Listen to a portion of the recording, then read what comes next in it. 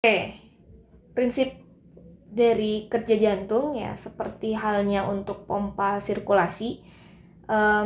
Gambar yang ada di sini tuh berbeda dengan yang sebelumnya. Kalau yang sebelumnya masih tertutup, kalau yang ini sudah terbuka ya.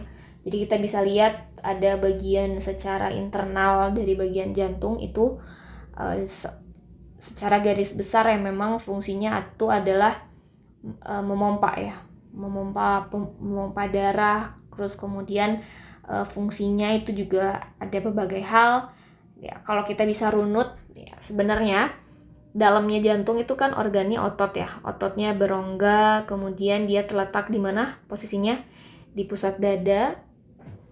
Kita bikin list ya, untuk kita bikin daftar. Jadi jantung itu organnya isinya organ otot. Terus kemudian ototnya juga gak tertutup ya, tapi dia berongga.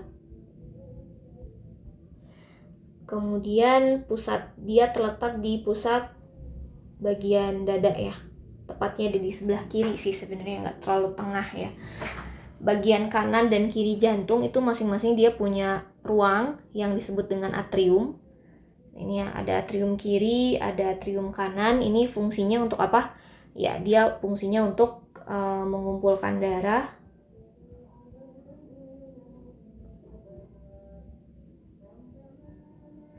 Mengumpulkan darah dari ruang sebelah bawah atau ventricle. Ini ventricle ya, ada ventricle kiri dan ventricle kanan yang nanti dia akan mengeluarkan darah itu sendiri.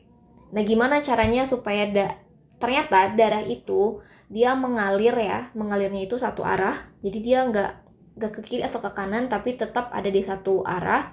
Maka ventricle itu akan punya satu katup. Jadi akan punya satu aja, meskipun dia punya kiri dan punya kanan, tapi jalur masuknya itu cuma ada satu ya. Jadi jalan masuknya itu pada satu katup ya. Kemudian secara prosesnya, secara keseluruhan ya, ini nanti akan berfungsi untuk mengumpulkan darah. Jadi darah itu fungsi dari jantung.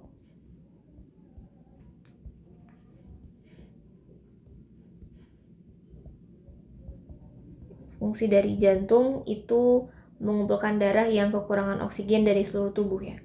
Jadi dia mengumpulkan darah.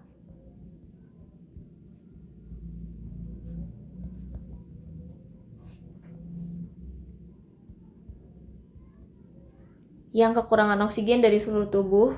Kemudian dia memompanya kemana tuh? Dia memompa ke paru-paru ya. Dimana di dalam sana akan mengambil oksigen, kemudian dia akan membuang karbon dioksida. Nah, akhirnya jantung ini dia akan mengumpulkan darah yang bagus ya, darah yang penuh akan oksigen dari paru-paru, kemudian dia memompa ke jaringan tubuh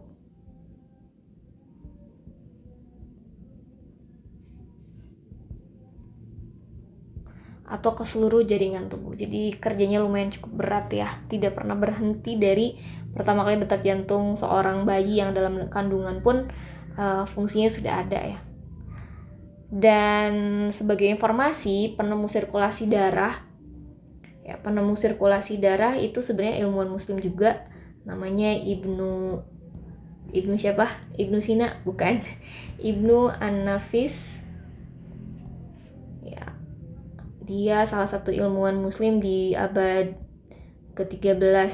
Coba deh searching, kira-kira mungkin akan kalian banyak ketahui tentang sejarahnya Ibnu Nafis, karena dia salah satu yang paling istilahnya paling berkontribusi ya, sampai dia tahu sirkulasi dari paru-paru hingga ke jantung yang kita pelajari sekarang, padahal itu udah ditemukan di abad ke-13. Cukup keren ya, bukan cukup lagi, emang keren banget. Oke, berkaitan dengan prinsip kerja jantung yang dia tuh memompa ke seluruh tubuh manusia dan tidak apa ya, istilahnya tidak menutup kemungkinan kalau darah pun juga punya tekanan ya. Jadi makanya proses ini nanti akan bergabung atau berproses untuk ngecek tekanan darah. Jadi secara tekanan darah dalam orang dewasa itu jumlah darahnya cuma lumayan cukup besar ya. Jadi jumlah darahnya kalau dihitung secara liternya gitu ya, jumlah darah yang dibutuhkan orang dewasa itu sekitar 4,5 liter. Bayangkan, kita udah bisa ngelihat ya ukuran liter-literan itu di proses cairan ya. Misalkan di oli, di minyak, atau mungkin di air, kita bisa mengukur ya 2 liter itu segimana. Dan inilah jumlah darah orang dewasa itu sekitar 4,5 liter.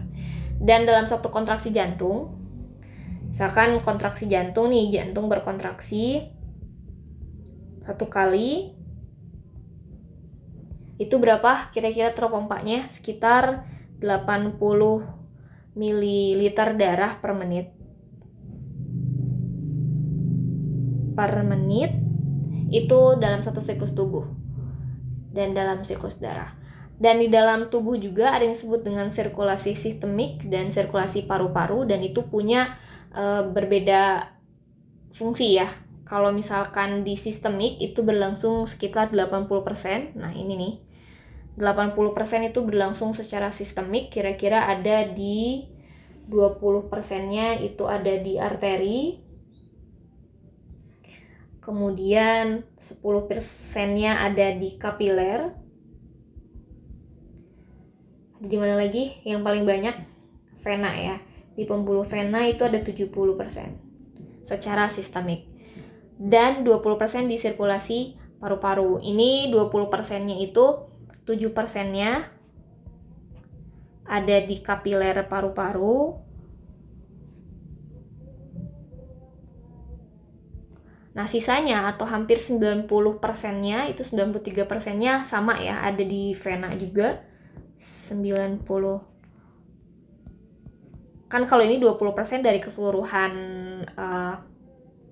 sirkulasi gitu ya.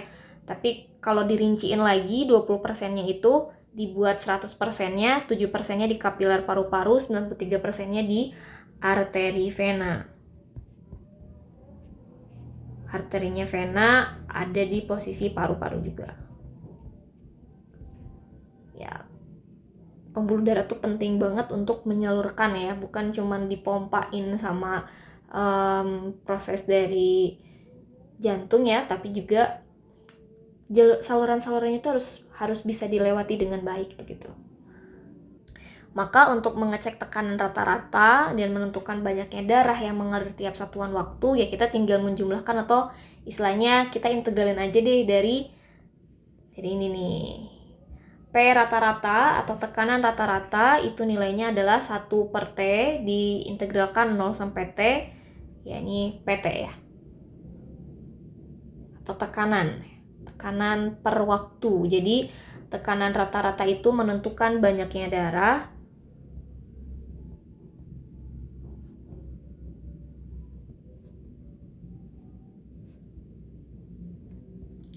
yang mengalir setiap waktu.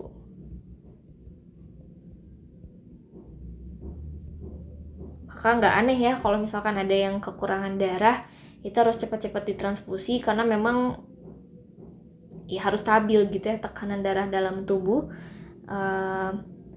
Itu mengacu ke dua sistem ini. Jadi 80% dan 20%-nya ada di paru-paru, 80%-nya ada di sistemik. Jadi benar-benar mempengaruhi cukup besar. Ya. Ini tidak bisa dipungkiri ya, proses dari sirkulasi ini tentang fluida, tentang cairan, dan bahkan bentuknya darah pun itu punya fungsi yang luar biasa dalam tubuh kita. Oke, itu tentang prinsip kerja jantung. Silakan kalian cari ya beberapa referensi tentang Ibnu Nafis, dan juga mungkin kalian bisa cari-cari lagi fungsi dari prinsip kerja jantung berdasarkan tekanan darah. Oke, kira-kira selanjutnya ada persamaan apa lagi nih yang berkaitan sama fluida? Ini rata-rata udah kita dapetin waktu ini ya, waktu fisika dasar. Coba siapa yang nggak kenal sama persamaan Bernoulli? Harusnya kenal ya. Persamaan Bernoulli itu salah satu persamaan yang ini berkaitan sama mekanika fluida. Ini ada gambarnya sedikit ya. Jadi menyatakan bahwa pada suatu aliran cairan, kita tulis aja ya, ini bahwa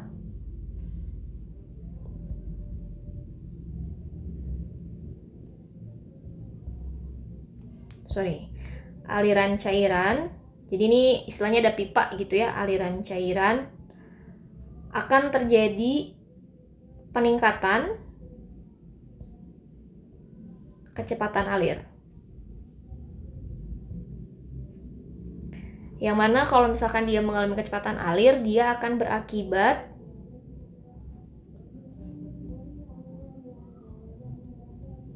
penurunan tekanan, ya jelas ya, penurunan tekanan pada aliran tersebut. Jadi misalkan ada nih modelnya pipa nih, misalkan ini ada airnya gitu ya, modelnya pipa, misalkan pembuluh darah, oke, yang bagian-bagiannya tuh berbeda ketinggian, ada kan ya yang prosesnya tuh beda ketinggiannya, maka akan terjadi perbedaan tekanan total, dimana di saat posisi ke-1 ke posisi kedua itu akan punya tekanan yang berbeda, yang punya persamaan seperti ini. Jadi P1 ini berarti pipa ke-1 begitu ya. Ini P2 pipa kedua dan juga punya ketinggian dan kecepatan yang berbeda, tapi nilainya sama nih. P1 ditambah dengan rho GH1 ditambah setengah V1 dikuadratin sama dengan P2 ditambah dengan rho GH2, berarti ketinggian yang kedua ditambah dengan setengah rho V2, rho V kuadrat. Nah, maka dari itu persamaan Bernoulli ini jika nilai tekanannya antar ujung 1 dan 2 dianggap sama, ini kalau misalkan dianggap sama ya, kita bisa ngitung nggak sih laju alirannya berapa? Nah, kita coba akan hitung ya. Misalkan tadi kita punya persamaan rho GH1 ditambah, ini ketebalan nggak sih pulpennya? Sorry. Kita ganti dulu. Rho GH1 ditambah dengan setengah rho V kuadrat sama dengan rho GH2 ditambah setengah rho V2 kuadrat. Kalau misalkan dianggap antara ujung 1 dan ujung 2 itu tekanannya sama, misal ya, ini berarti persamaan yang kita punya ini jadinya gini ya, GH1 ditambah setengah V1 kuadrat sama dengan GH2 ditambah setengah V2 kuadrat. Jadi persamaan ini bisa kita hitung tuh laju alirannya berapa, maka laju aliran, dari sini kita bisa hitung V1-nya ya, laju aliran darah suatu organ yang terletak pada ketinggian tertentu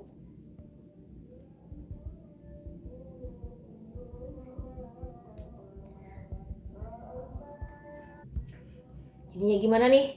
Jelas ya, ada akarnya, jadinya V1 sama dengan akar dari 2 G H2 dikurangi H1 kemudian ditambah dengan setengah V2 dikuadratin dikurung ya.